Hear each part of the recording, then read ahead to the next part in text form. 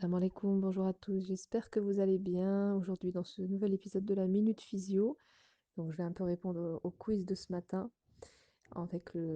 par rapport au jeûne intermittent et à la grossesse. Donc vous voyez, j'ai dit jeûne intermittent, j'ai pas dit jeûne sec ou j'ai pas dit jeûne à l'eau de plusieurs jours, j'ai bien parlé de jeûne intermittent.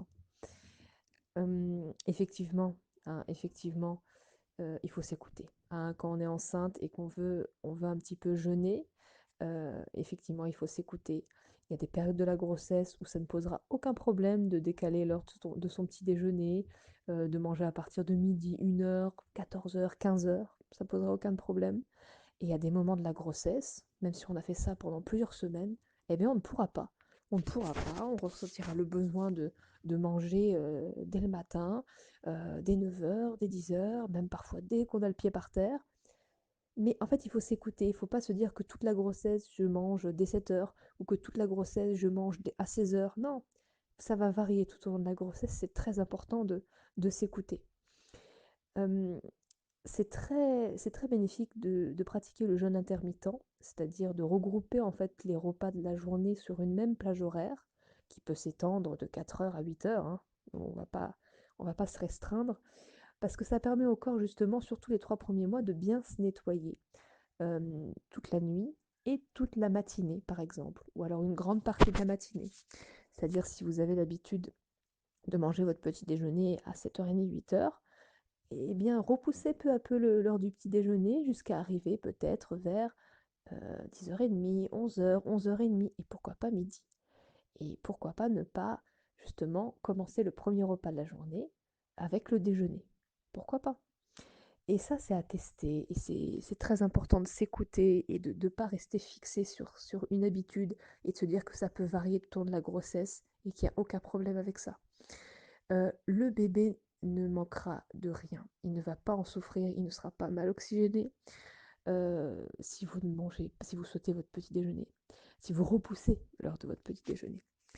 Il n'y aura aucun problème par rapport à ça et au contraire, ça permettra un nettoyage qui, justement, va diminuer les nausées, va diminuer les vomissements, etc. Parce que le nettoyage se fera autrement que par justement les vomissements et les nausées. Vraiment, c'est très bénéfique parce que justement, ça permet également de reposer son système digestif pendant un certain temps et du coup de permettre de le régénérer et d'améliorer la qualité aussi de ses intestins et de son biote intestinal. Et il faut savoir que c'est le biote intestinal de la mère qui est transmis à l'enfant, donc ça peut être très intéressant de le faire aussi un peu avant de tomber enceinte, pendant la grossesse. Mais c'est vraiment une question d'écoute, hein. C'est vraiment une question d'écoute et ça dépend de quel type de jeûne, bien sûr, hein. On ne va pas se lancer dans un jeûne sec de 3 jours ou alors certainement pas, ou même un jeûne à l'eau de plusieurs jours. Non, pas du tout. Non, non, non, c'est pas du tout. On a besoin de manger, on a besoin de nutriments, on a besoin de se nourrir quand on est enceinte, forcément, hein, parce que le bébé il se constitue à partir des tissus de la mère. Donc si les tissus de la mère sont très pauvres en minéraux, ben, voilà, il va y avoir un problème au niveau du développement du bébé, ça c'est évident. Mais le fait justement de ne pas manger toute la journée, par exemple, eh bien, ça va être très très bénéfique pour le nettoyage et pour donner un cadre, entre guillemets, de vie, un cadre de croissance favorable pour le fœtus. Et ça, c'est très très important. Donc voilà pour cette minute physio, pour le jeûne intermittent en étant enceinte.